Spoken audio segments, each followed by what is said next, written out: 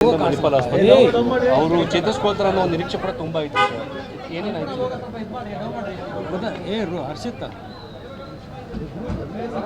ಅಂದರೆ ಸುಮಾರು ಒಂದೂವರೆ ವರ್ಷದಿಂದ ಶ್ರೀಮತಿ ಚೆನ್ನಮ್ಮ ದೇವೇಗೌಡ ಅವರಿಗೆ ಉಸಿರಾಟದ ಸಮಸ್ಯೆ ಇತ್ತು.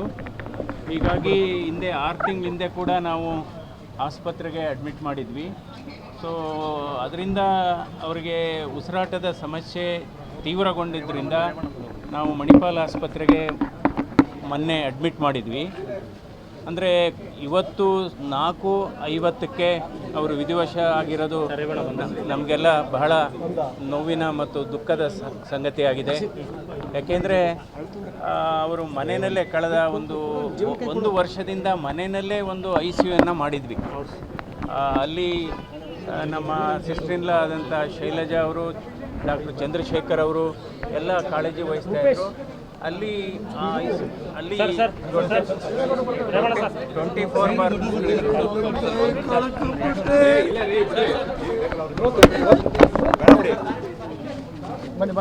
ಅದನ್ನೆಲ್ಲ ಕೇಳ್ತೇನೆ.